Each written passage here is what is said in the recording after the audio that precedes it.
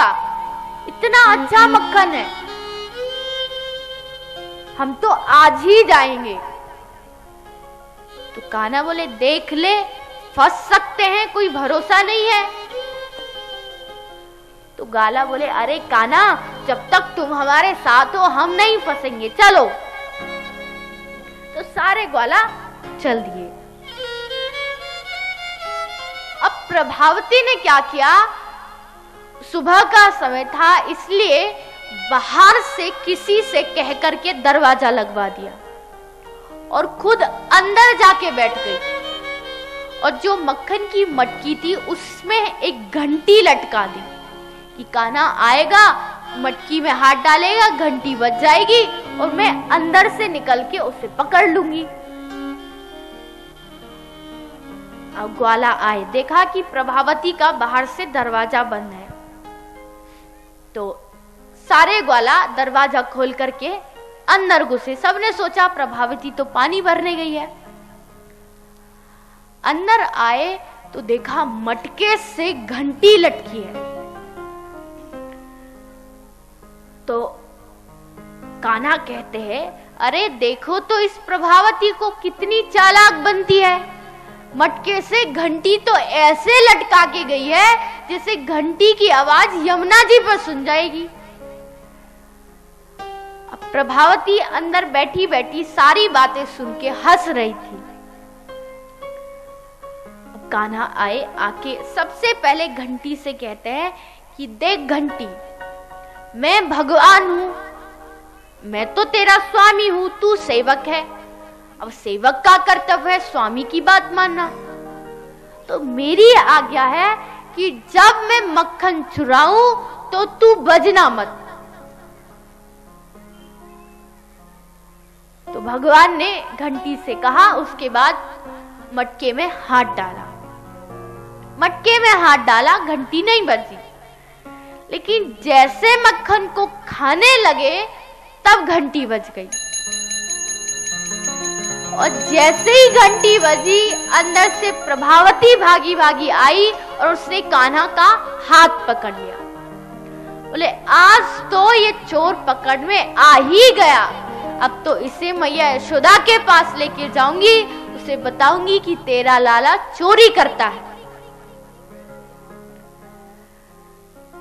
तो कान्हा कहते हैं अरे प्रभावती, तू कितनी चालाक निकली, मैं तो सोचता था कि मैं ही सबसे बड़ा चालाक हूं, तू तो मुझसे भी बड़ी चालाक निकली। तो प्रभावती बोली तू चिंता मत कर, आज मैया यशोदा के पास चल, तुझे बतवा के छोड़ूंगी। तो कान्हा बोले ठीक है चल, लेकिन एक बार इस घंटी से तो बात करने दे।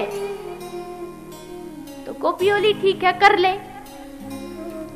तो कान्हा घंटी के पास आए, बोले अरे घंटी, मैंने तुझसे कहा था कि जब मैं माखन चुराऊं तो तू बजना मत, फिर तू क्यों बजी, मेरी आज्ञा का पालन नहीं कर सकती थी। तो घंटी हाथ जोड़ के कहती है हे प्रभु, आपने मुझसे कहा कि जब मैं मक्खन चुराऊं तो तू बजना मत। जब आपने मक्खन चुराया, मटके में हाथ डाला, मैं नहीं बची, लेकिन जब भगवान भोग लगाते हैं तब तो घंटी अवश्य बजती है, इसलिए मैं बच गई। तो कान्हा बोले अरे घंटी, आज तो तू भी धोखा दे गई, आज तो मैया के सामने भांडा फूट के ही रहेगा, आज तो मैया को जरूर पता पड़ेगा। लेकिन बोले चलो अभी तो पूरा रास्ता बाकी है, देखा जाएगा। तो प्रभावती ने कान्हा का हाथ पकड़ा, चलने लगी। तो गांव का माहौल था, ब्रज था, तो महिलाएं घूंघट करती थी। तो प्रभावती ने बहुत लंबा घूंघट किया, कान्हा का हाथ पकड़ा और चलने लगी। और प्रभावती के पीछे पीछे सारे ग्वालाओं की शोभा यात्रा चल रही है। आज समिति के अध्यक्ष फंस गए, आज न जाने क्या होगा, सब परेशान। तो चलते जा रहे थे कि भगवान श्री कृष्ण ने प्रभावती से कहा कि अरे प्रभावती, देख मेरे कलाइयां कितनी नाजुक हैं, कितनी कोमल हैं, और तेरा हाथ इतना कठोर है, और इतने कसकर के तूने मेरा हाथ पकड़ रखा है, तो इसलिए मेरा हाथ दुख गया है। तू ये हाथ छोड़ दे, दूसरा हाथ पकड़ ले। तो प्रभावती बोली, चिंता मत कर, अभी तो हाथ दुख रहा है, जब घर जाके पिटाई पड़ेगी तो पूरा शरीर दुखेगा। तो कान्हा बोले, अरे प्रभावती, अभी तो घर तक पहुंचने के लिए बहुत समय बाकी है, तू हाथ तो छोड़। तो प्रभावती ने जैसे हाथ छोड़ा तो पीछे जो ग्वाला आ रहे थे उनमें सबसे आगे प्रभावती का देवर चल रहा था। तो भगवान श्री कृष्ण ने अपना हाथ पीछे किया और इशारे से उसे आगे बुला लिया।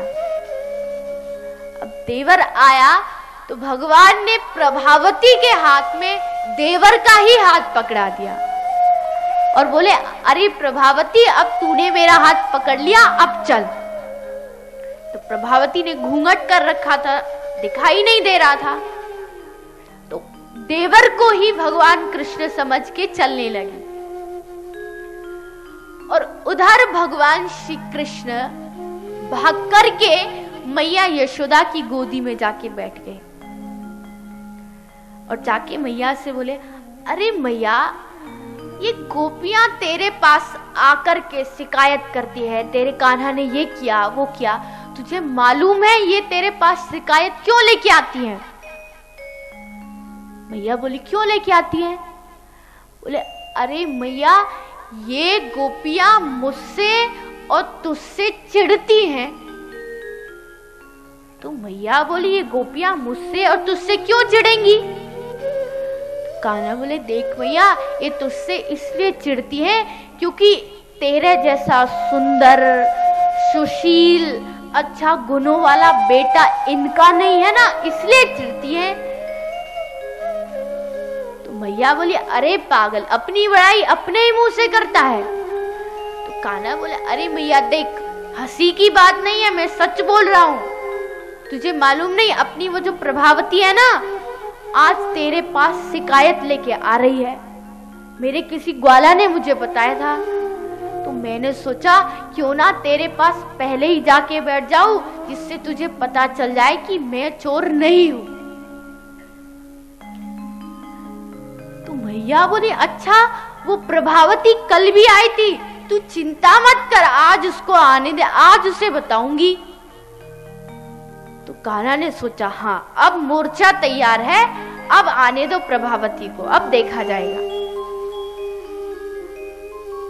अब इधर प्रभावती पहुंच गई नंद महल में, आके जोर से बोली, अरे यशोदा मैया, तू कहती थी ना तेरा लाला चोरी नहीं करता, आज बाहर आके देख, तेरे लाला को पकड़ के लाई हूं। तो मैया बाहर आई, आके प्रभावती से कहती है, अरे प्रभावती, यहाँ नंद बाबा नहीं है, तू अपना घूंघट ऊपर कर सकती है। तो प्रभावती ने घूंघट ऊपर किया, बोला, आज देख तेरे कान्हा को रंगे हाथ पकड़ के लाई हूं। तो मैया बोली, अरे प्रभावती, जरा मेरे कान्हा को आगे तो करके दिखा। तो प्रभावती ने जैसे ही आगे किया और देखा ये तो मेरा ही देवर है। बोले, अरे तू यहाँ कहां से आ गया? तो देवर बोला, अरे भाभी, आप ही घर से मेरा ही हाथ पकड़ के लाई थी, मैं कहां से आ गया? तो प्रभावती इतनी परेशान, पकड़ के घर से कान्हा को लाई थी, ये देवर कहां से आ गया? इधर सारे ग्वाला जोर जोर से प्रभावती हुर्रे करके उसे चिढ़ा रहे हैं। अब मैया यशोदा भी प्रभावती से कह रहे हैं, अरे प्रभावती, तुझे शर्म नहीं आती? मेरे कान्हा के ऊपर झूठी बातें बनाती हो, मेरे कान्हा से चिढ़ती हो, मुझसे चिढ़ती हो। अब तो प्रभावती को बस इतनी शर्म आई, कैसे यहां से भागू। आगे गई घर से निकल के तो रास्ते में कान्हा मिल गए और प्रभावती